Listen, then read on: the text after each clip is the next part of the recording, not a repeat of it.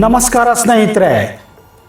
ಇಲ್ಲಿನ ಲಿಂಗಕ್ಕೆ ಯಾವುದೇ ಲೋಹ ತಾಗಿಸಿದರೆ ಅದು ಚಿನ್ನವಾಗುತ್ತದೆ ಎಂಬ ಪ್ರತೀತಿ ಇದೆ. ನಾವು ನೀವೆಲ್ಲ ಪಿರಮಿಡ್ ಅನ್ನು ಸಾಮಾನ್ಯವಾಗಿ ನೋಡಿರುತ್ತೇವೆ. ಇದರ ಆಕಾರವೇ ಒಂದು ಆಕರ್ಷಕ ರೀತಿಯಲ್ಲಿರುವುದರಿಂದ ಜನರನ್ನು ಸ್ವಾಭಾವಿಕವಾಗಿ ಇದು ಸೆಳೆಯುತ್ತದೆ. ಆದರೆ ಇಲ್ಲೊಂದು ದೇವಾಲಯ ಪಿರಮಿಡ್ ರೀತಿಯಲ್ಲಿಯೇ ಗೋಪುರ ಇರುವುದರಿಂದ ದಿನದಿಂದ ದಿನಕ್ಕೆ ಆಕರ್ಷಿಸುತ್ತಾ ಇದೆ. ಹೌದು ಸ್ನೇಹಿತರೆ, ಆ ದೇವಾಲಯವೇ ಗಳಗನಾಥೇಶ್ವರ ದೇವಾಲಯ.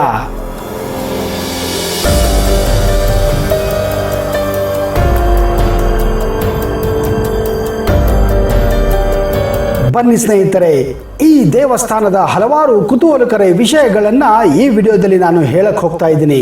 ಒಂದು ವೇಳೆ ನೀವು ಈ ಚಾನಲನ್ನು ಇನ್ನೂ ಸಬ್ಸ್ಕ್ರೈಬ್ ಮಾಡದೇ ಇದ್ದರೆ ದಯವಿಟ್ಟು ಈಗಲೇ ಸಬ್ಸ್ಕ್ರೈಬ್ ಮಾಡಿ, ಜೊತೆಗೆ ಬೆಲ್ ಐಕನ್ ಕೂಡ ಪ್ರೆಸ್ ಮಾಡಿ.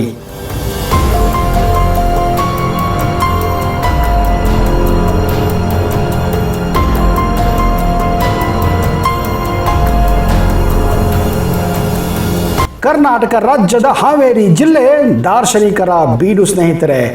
ಜಿಲ್ಲೆಯಲ್ಲಿ ಮಠ ಮಾನ್ಯಗಳ ಸಂಖ್ಯೆ ಹೆಚ್ಚಾಗಿದೆ, ಜೊತೆಗೆ ಪುಣ್ಯ ಕ್ಷೇತ್ರಗಳು ತುಂಬಾನೇ ಇವೆ.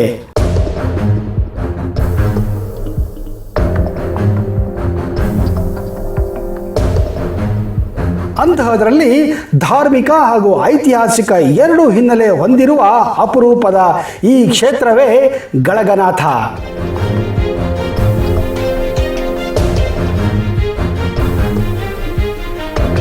ಪಿರಮಿಡ್ ಆಕಾರದಲ್ಲಿರುವ ಗಳಗನಾಥೇಶ್ವರ ದೇವಸ್ಥಾನ ಪುರಾಣ ಪ್ರಸಿದ್ಧಿ ಜೊತೆಗೆ ಗತವೈಭವ ನೆನೆಸುವಂತಹ ಅತ್ಯುತ್ತಮ ಪುಣ್ಯಕ್ಷೇತ್ರವಾಗಿದೆ. ಗಳಗನಾಥದ ಗರ್ಗೇಶ್ವರ ದೇವಾಲಯದಲ್ಲಿ ಜ್ಯೋತಿರ್ಲಿಂಗ ಇದೆ ಸ್ನೇಹಿತರೆ. ಇದಕ್ಕೆ ಯಾವ ಲೋಹ ಸ್ಪರ್ಶಿಸಿದರೂ ಅದು ಬಂಗಾರ ಆಗುತ್ತಿತ್ತು. ಹೀಗಾಗಿ ಈ ದೇವಸ್ಥಾನದ ಮೇಲೆ ವಿಗ್ರಹ ಚೋರರ ಭಯ ಸದಾ ಇರುತ್ತಿತ್ತು.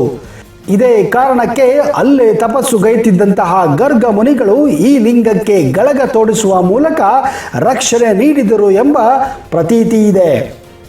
ಅಂದಿನಿಂದ ಇದು ಗಳಗೇಶ್ವರ ದೇವಸ್ಥಾನ ಎಂಬ ಐತಿಹ್ಯ ಕೂಡ ಪಡೆದುಕೊಂಡಿದೆ. ಗಳಗನಾಥೇಶ್ವರ ದೇವಸ್ಥಾನವನ್ನು ಚಾಲುಕ್ಯ ದೊರೆ ವಿಕ್ರಮಾದಿತ್ಯನು 11ನೇ ಶತಮಾನದಲ್ಲಿ ನಿರ್ಮಿಸಿದನೆಂದು ಇತಿಹಾಸ ಸಾರುತ್ತದೆ. ಗುಡಿಯ ಮೇಲ್ಭಾಗದಲ್ಲಿ ಗುಹೆ ಕೂಡ ಇದೆ ಸ್ನೇಹಿತರೆ. ಅಲ್ಲಿ 15 ಜನ ಕುಳಿತುಕೊಳ್ಳುವಷ್ಟು ವಿಶಾಲ ಜಾಗವಿದೆ. ಅಲ್ಲಿಯೇ ಮುನಿಗಳು ಕುಳಿತು ಕಿಂಡಿಯ ಮೂಲಕ ಜ್ಯೋತಿರ್ಲಿಂಗ ದರ್ಶನ ಮಾಡುತ್ತಿದ್ದರು.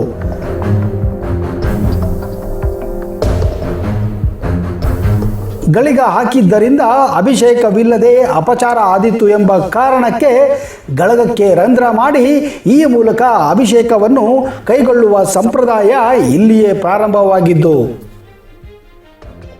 ನಾಡಿನ ಜೀವನದಿಗಳೆಂದೇ ಪ್ರತೀತಿ ಹೊಂದಿರುವ ತುಂಗೆ, ಭದ್ರೆ, ವರದೆ, ಕುಮದ್ವತಿ ಹಾಗೂ ಧರ್ಮಾ ನದಿಗಳು ಹಾವೇರಿ ತಾಲೂಕಿನ ಮೇವುಂಡಿ ಬಳಿ ಸಂಗಮಗೊಳ್ಳುವ ಮೂಲಕ ಸಂಗಮೇಶ್ವರನ ಉಗಮಕ್ಕೆ ಪ್ರತೀತಿಯಾಗಿದೆ.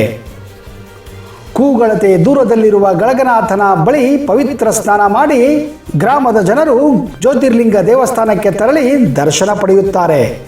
ಈ ಕಾರಣದಿಂದಲೇ ಈ ಕ್ಷೇತ್ರ ಪಂಚಗಂಗೇಶ್ವರ ಎಂಬ ಹೆಸರು ಕೂಡ ಪಡೆದುಕೊಂಡಿದೆ.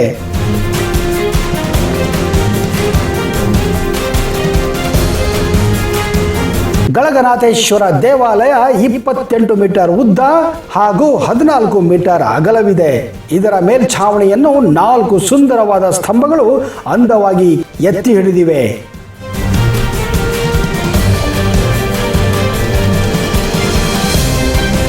ದೇವಾಲಯದ ಸುತ್ತಲೂ ಗೋಡೆಗಳ ಮೇಲೆ ಪೌರಾಣಿಕ ಕಥೆಗಳನ್ನು ಕೆತ್ತಲಾಗಿದೆ.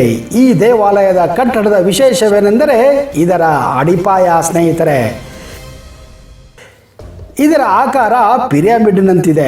ನದಿಯ ನೆರೆ ಹಾವಳಿಯಿಂದ ಈ ದೇವಾಲಯವನ್ನು ರಕ್ಷಿಸಲು ಗೋಡೆಗಳನ್ನು ಕಟ್ಟಲಾಗಿದೆ. ಇಲ್ಲಿನ ಸುತ್ತಮುತ್ತಲಿನ ಪ್ರದೇಶದಲ್ಲಿ ಅನೇಕ ಬೃಹತ್ ಶಿಲಾ ಸಮಾಧಿಗಳು ಬೆಳಕಿಗೆ ಬಂದಿವೆ.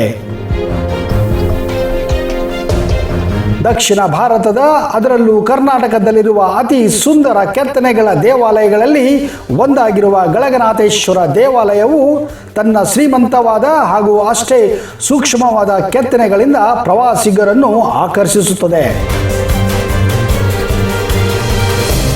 ದೇವಾಲಯದಲ್ಲಿರುವ ಗರ್ಭಗುಡಿಯು ಪ್ರದಕ್ಷಿಣೆ ಹಾಕಲು ಅನುವಾಗುವಂತೆ ಎಲ್ಲ ಕಡೆಯಿಂದಲೂ ಮುಕ್ತವಾಗಿದ್ದು ಶಿವಲಿಂಗವನ್ನು ಅಚ್ಚುಕಟ್ಟಾಗಿ ಹೊಂದಿದೆ.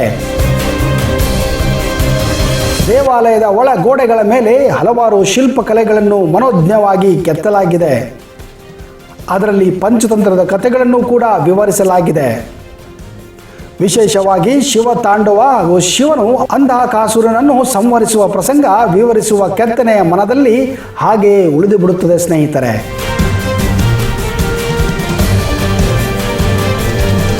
ಶಿವನ ಸನ್ನಿಧಿಯ ಜೊತೆಯಲ್ಲಿ ಇಲ್ಲಿ ಸುಬ್ರಹ್ಮಣ್ಯ ಹಾಗೂ ಗಣಪತಿಯರ ಸನ್ನಿಧಿಗಳು ಸಹ ಕಾಣಬಹುದಾಗಿದೆ. ಇವುಗಳ ಜೊತೆಗೆ ಹಲವು ದೇವತೆಗಳ ನದಿ ದೇವಿಯರ ಪಂಚಲಿಂಗಗಳ ಕೆತ್ತನೆಗಳು ನಯನ ಮನೋಹರವಾಗಿವೆ.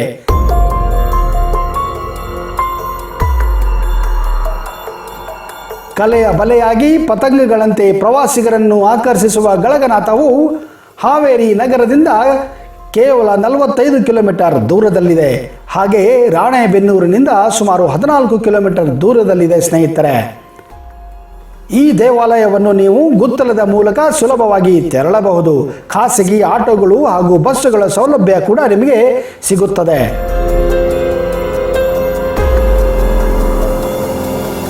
ಗಳಗನಾಥೇಶ್ವರ ದೇವಾಲಯ ಹುಬ್ಬಳ್ಳಿ ಧಾರವಾಡದಿಂದ ಸುಮಾರು 111 ಕಿಲೋಮೀಟರ್ ದೂರದಲ್ಲಿದ್ದರೆ ಬೆಂಗಳೂರಿನಿಂದ ಸುಮಾರು 342 ಕಿಲೋಮೀಟರ್ ದೂರದಲ್ಲಿದೆ ಸ್ನೇಹಿತರೆ.